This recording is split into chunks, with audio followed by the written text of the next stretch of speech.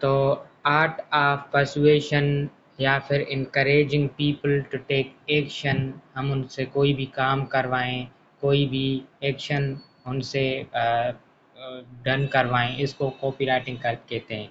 ये अक्सर selling of e commerce products या फिर सर्विसेज में यूज़ होती है। आपने देखा होगा जब कभी प्रोडक्ट हमारे सामने आ जाता है तो, या फिर एड या बिल बोर्ड्स लगे होते हैं रोड पे, तो उनको डिज़ाइन ही कॉपीराइटर करते हैं। जो अच्छी एड होती है वो अच्छे कॉपीराइटर्स लिखते हैं। क्यों? क्योंकि उनको पता होता है कि इस चीज़ को लिखने के लिए कौन से वर्ड्स यूज़ करने चाहिए, कौन से इमोशंस यूज़ करने चाहिए। तो उन वर्ड्स को यूज़ करके, इमोशंस को यूज़ करके, या फिर उन पेन पॉइंट्स को यूज़ करके वो राइटर उस एड को डिज़ाइन करता है, ताकि वो उस एड को ज़्यादा से ज़्यादा अट्रैक्टिव बना सके और लोग, पढ़ने वाला ज़्यादा से ज़्यादा परसुएड हो और वो कोई भी एक्शन ले, वो प्रोडक्ट परचेज़ करे या फिर कोई सर्विस परचेज़ करे, या फिर उसके अलावा कोई भी जो काम आप उनसे करवाना चाहते हो करवा सकते हो थ्रू कॉपीराइटिंग। स्पेशली आपने देखा होगा कि जो डेयरी मिल्क की एड्स होती थी, वीडियो एड्स, तो उनमें इमोशंस को दिया जाता था, रिलेशनशिप को।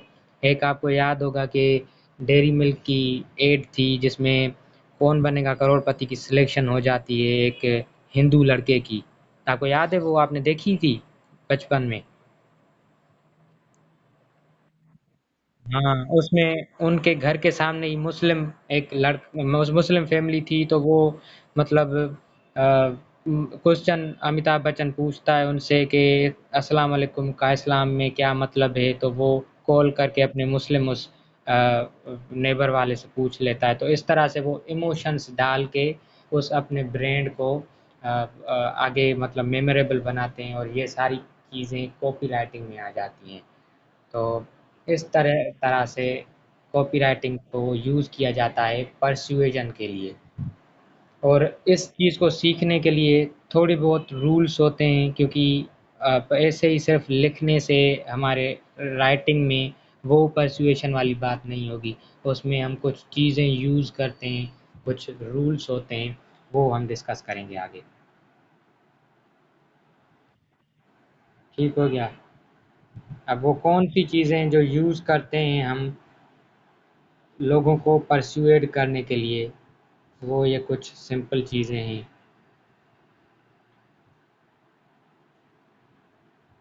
अच्छा, ये चीज़ें, ये 6 मोस्ट कॉमन जो हम यूज़ करते हैं फ़ियर्स और उन लोगों के परसुएजन के लिए। सबसे पहले कॉपीराइटिंग में इमोशनल रिस्पॉन्स दिया जाता है, लोगों के इमोशंस को एलिसिट किया जाता है। अब अक्सर आप कोई ना कोई प्रोडक्ट परचेज़ करते होंगे ऑनलाइन, या फिर कोई भी फिज़िकल जाके चीज़ परचेज़ करते होंगे। क्यों?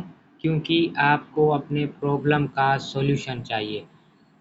हर इंसान को उसके लाइफ में कोई ना कोई प्रॉब्लम होता है, और हम सबको प्रॉब्लम का सॉल्यूशन चाहिए होता होता है। तो प्रॉब्लम के सॉल्यूशन के लिए हम जाते हैं मार्केट में, या फिर हम ऑनलाइन चीज़ें सर्च करते हैं, क्योंकि हमें कोई मसला होता है उसका सॉल्यूशन चाहिए होता है। तो कॉपीराइटिंग में सबसे बड़ी चीज़ जो यूज़ होती है वो होती है पेन पॉइंट, वो होती है प्रॉब्लम। लेट्स सपोज़ अगर मैं राइटर बनना चाहता हूँ, मेरा प्रॉब्लम है कि मुझे लिखने के लिए आइडियाज़ नहीं मिल रहे, तो मैं जाऊँगा यूडमी पे या फिर कोई और वेबसाइट पे जाऊँगा, कोर्सेरा पे जाऊँगा, वहाँ से कोर्सेज़ देखूँगा कि मुझे अच्छा कोर्स मिल जाए कि मैं राइटिंग के बारे में सीख सकूँ और भी ज़्यादा इन डेप्थ।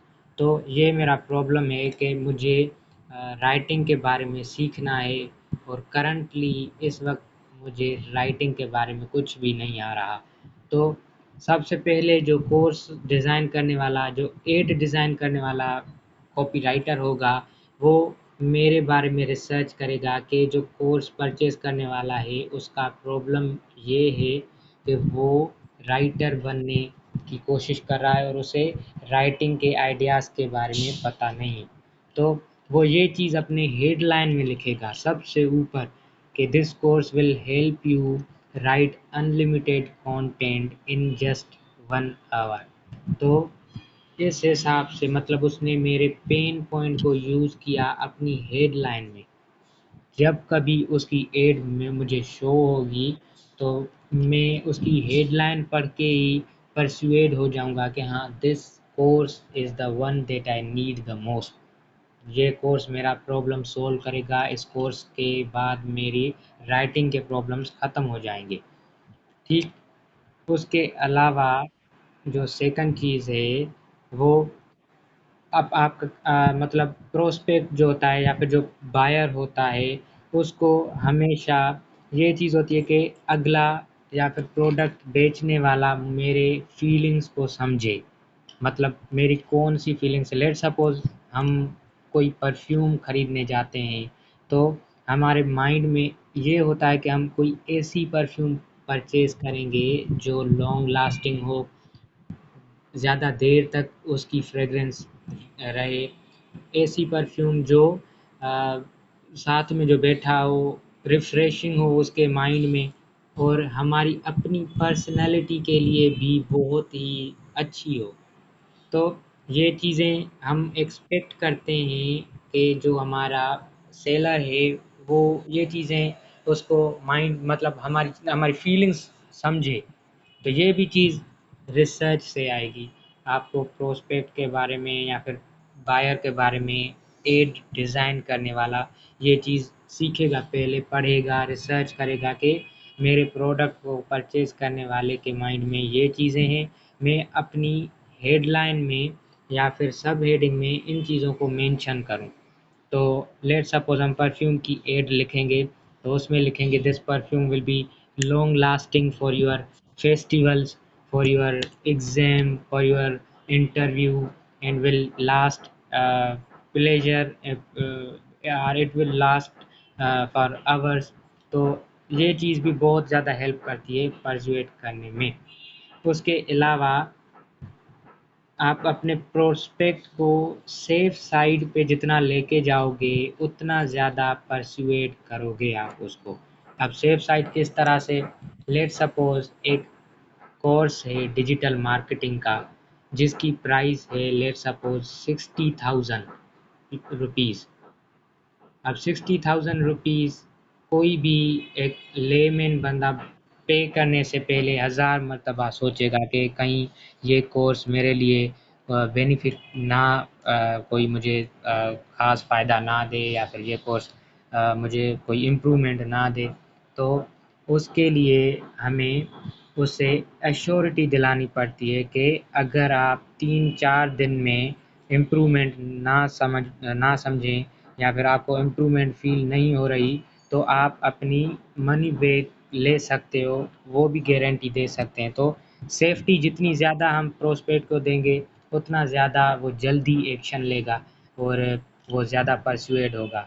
अगर कोई ऑनलाइन चीज़ परचेज़ करता है और वो चीज़ अंदर से फ्रेजाइल हो गई या फिर टूट टूट गई वो चीज़, तो प्रोस्पेक्ट को हम ये भी कह सकते हैं कि आप अपने पैसे वापस भी ले सकते हो। तो उस हिसाब से रिस्क की मिनिमाइज़ेशन हो जाती है और परचेज़र ज़्यादा परsuade होता है। सेफ्टी दिलानी पड़ती है। अपने राइटिंग में ये चीज़ भी मेंशन करनी पड़ती है। उसके अलावा फीलिंग एम्पावर करना होता है उन वर्ड्स से अगले देखने वाले को या फिर परचेज़ करने वाले को। उसके अलावा उसको ट्रांसफ़ॉर्मेशन देनी पड़ती है कि yes, this product will make your journey from A to B. इसी प्रोडक्ट से ही आपकी प्रोग्रेस होगी पॉइंट ए से पॉइंट बी तक। आपकी आगे इम्प्रूवमेंट होगी, आपका प्रमोशन होगा, लोगों में आपकी रिस्पेक्ट बढ़ेगी या फिर आप जो चाहते हो वो कर सकते हो। तो जितनी ज़्यादा ट्रांसफ़ॉर्मेशन की आप इमेज दिखाओगे अपने प्रोस्पेक्ट को उतना ज़्यादा आपके लिए परsuade करना आसान हो जाएगा। तो ट्रांसफ़ॉर्मेशन दिलानी पड़ती है राइटिंग के थ्रू प्रोस्पेक्ट को। आप कोई इवन ब्लॉग लिख रहे हो, तो उसमें भी आप लिखने वाले टारगेट ऑडियंस के लिए ऐसा लिखो कि उसे एक एंड पॉइंट या फिर फाइनल पिक्चर ज़रूर दिखाओ कि yes, this thing will make you, this thing will improve your life या फिर इम्प्रूव योर कंडीशन। तो ट्रांसफॉर्मेशन से भी और ज़्यादा पर्सुएशन आप कर सकते हो। उसके अलावा कमिटेड करना होता है क्लाइंट को या फिर बायर को, ठीक है? उसको सेंस देना पड़ता है कि अभी के अभी परचेज़ करो, फास्ट एक्टिंग बोनसेस देके। अब वो कैसे? वो इस तरह से कि अगर आपने, लेट सपोज़ ये मैं अगर कोर्स बेच रहा होता, जिस तरह से आप ये वीडियो जॉइन करके सुन रही हैं, तो मैं अभी इसी वक़्त स्टूडेंट्स को ये कहता कि ये मेरा जो फ्री सेमिनार अभी आप ले रहे हो, ये तो फ्री है। अगर आप परचेज़ करना चाहते हो मेरे प्रीमियम कॉपीराइटिंग के कोर्स को, तो उसकी प्राइस लेट सपोज़ है 10,000 रुपये। अगर आप अभी के अभी परचेज़ करोगे तो आपको ये कोर्स मिलेगा 8,000 रुपये में। 8,000 8,000 पीकेआर में आपको ये कोर्स मिलेगा, मतलब फास्ट एक्टिंग बोनस। क्योंकि अभी अगर किसी ने सेमिनार के दौरान परचेज़ किया तो 8,000 रुपये मिलेंगे। और 3 दिन आप में वो मेरा प्रीमियम कोर्स लेके देखना। अगर आपको इम्प्रूवमेंट महसूस नहीं होती तो आप मनी बैक गारंटी ले सकते हो, आपको पैसे आपके वापस मिल सकते हैं। तो इस तरह से हम ये 6 चीज़ें यूज़ करके अपने राइटिंग में पर्सुएड कर सकते हैं लोगों को। तो ये सिंपल चीज़ें हैं, उसके अलावा और भी थोड़े बहुत रूल्स हैं, लेकिन इन 6 थ्योरेटिकल चीज़ों पे आपको करनी पड़ेगी प्रैक्टिस। अब वो प्रैक्टिस किस तरह से हम कर सकते हैं? एक सबसे बेहतरीन तरीका ये है कि आपने ट्विटर पे जाना है, जो कि करंटली अभी उसको कहते हैं x.com, ठीक है? ट्विटर पे जाके आपने फॉलो करना है बड़े-बड़े राइटर्स को। अब कौन से राइटर्स बड़े-बड़े हैं, आपने 1-2 को फॉलो करोगे, रिकमेंडेशन में आपको और भी आ जाएँगे। तो आपने उनको फॉलो कर दिया, जिस तरह से एक का नाम है डॉन को, ठीक, दूसरा आ गया जस्टिन वेल्च, और उसके अलावा और भी बहुत सारे आ जाएँगे। उनको आपने सब्सक्राइब करना है, उनके ईमेल लिस्ट को आपने सब्सक्राइब कर दिया, तो आप हर वीक उनके ईमेल रिसीव करोगे। जो भी ईमेल आप रिसीव करो, उसको आप अपने अंदाज़ में रीराइट करो उन ईमेल्स को। या फिर आपने गूगल से एड्स के सैंपल लेने हैं। गूगल में जाके सर्च करना है बेस्ट एड्स एवर, तो उसमें से आपको कुछ सैंपल्स आ जाएँगे, उन सैंपल्स को आपने रिक्रिएट करना है। तो उस प्रैक्टिस से आपको पता चल जाएगा कि किस तरह से एक अच्छे एक्सपीरियंस्ड कॉपीराइटर ने लिखा है और आपने किस तरह से उस चीज़ को लिखना है। आपको पता चल जाएगा कि हेडलाइन किस तरह से बनाएँ, हुक किस तरह से बनाएँ। उसके अलावा ये जो पूरी एक जर्नी थी कि सेफ्टी देनी है बायर को, तो उसके अलावा फ़ास्ट एक्शन लेना है, ट्रांसफ़ॉर्मेशन का इमेजिनरी एक प्रॉमिस देना है बायर को, और उसके अलावा उसको प्रॉब्लम पेन पॉइंट्स उसके टारगेट करने हैं। तो ये सारी चीज़ें आपको पता चल जाएँगी। उसके अलावा एक और चीज़ है, कॉपीराइटिंग को हम 2 हिस्सों में अगर डिवाइड करें तो 80% आ जाता है हमारा रिसर्च। रिसर्च कॉपीराइटिंग की 80%। लोग समझते हैं कॉपीराइटिंग में लिखना पड़ता है हमें बहुत ज़्यादा, लेकिन रियलिटी इज़ लिखना तो 20% पड़ता है सिर्फ। बाकी 80% काम रिसर्च का होता है। लेट्स सपोज़ हम एड बना रहे हैं किसी कॉस्मेटिक प्रोडक्ट के लिए, तो उस कॉस्मेटिक प्रोडक्ट के लिए पेन पॉइंट्स निकालने पड़ेंगे हमें बायर के, और वो होगी रिसर्च के थ्रू। हम जाएंगे अमेज़ोन पे, रिव्यूज़ पढ़ेंगे, जो 5 स्टार रिव्यूज़ हैं उनको देखेंगे कि कौन सी चीज़ें लोगों को पसंद आई। उसके अलावा जो 1 स्टार रिव्यू है वो भी देखेंगे कि कौन सी चीज़ लोगों ने पसंद नहीं की, और हम उसी चीज़ को इम्प्रूव करने की कोशिश करेंगे। उसके अलावा हम इवन दराज पे जाएंगे, पाकिस्तान की सबसे बड़ी ई कॉमर्स साइट है, वहाँ पे देखेंगे, या फिर हम कोरा पे देखेंगे, हम यूट्यूब के वीडियोज़ में देखेंगे, इंस्टाग्राम की कमेंट्स में देखेंगे। तो पेन पॉइंट्स, जितने ज़्यादा पेन पॉइंट्स आप कलेक्ट करोगे, उतने ज़्यादा आपको परसुएशन के लिए आइडियाज़ मिलेंगे। उन्हीं पेन पॉइंट्स को हमने यूज़ करना है अपने कॉपी में। फिर फ़ियर्स के लोगों का सबसे बड़ा डर कौन-सा है? उन फ़ियर्स को नोट डाउन करेंगे, वो हम अपने कॉपी राइटिंग में लिखेंगे, ताकि लोग ज़्यादा से ज़्यादा परसुएड हो।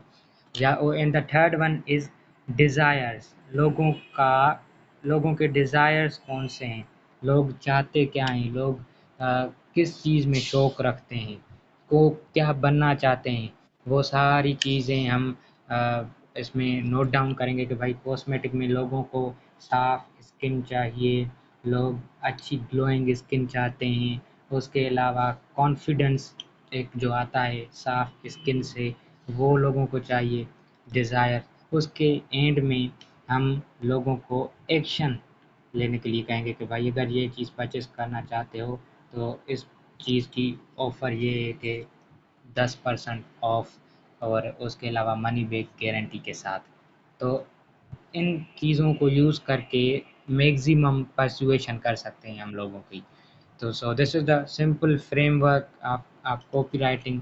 आगे भी हम और भी ज़्यादा पढ़ेंगे, और बाकी एड्स के सैंपल भी मैं रखूँगा, ताकि एग्ज़ाम्पल्स के साथ हम देखते चलें हर एक एड को। तो जितनी ज़्यादा आप प्रैक्टिस करोगे, उतना ज़्यादा अच्छा आप लिखोगे। Copy writing is all about practice. 80% research with 10% writing practice. तो ये है पूरा का पूरा कॉपी राइटिंग का फ्रेमवर्क। बाकी आप अगर कोई क्वेश्चन है तो वो पूछ लें।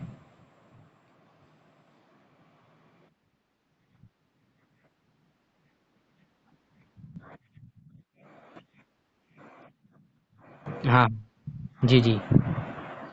हाँ, वो जी, जी। हाँ, बहुत सारे राइटर्स हैं। एक तो जस्टिन वेल्श, वो मैं आपको व्हाट्सएप करके सेंड कर देता हूँ।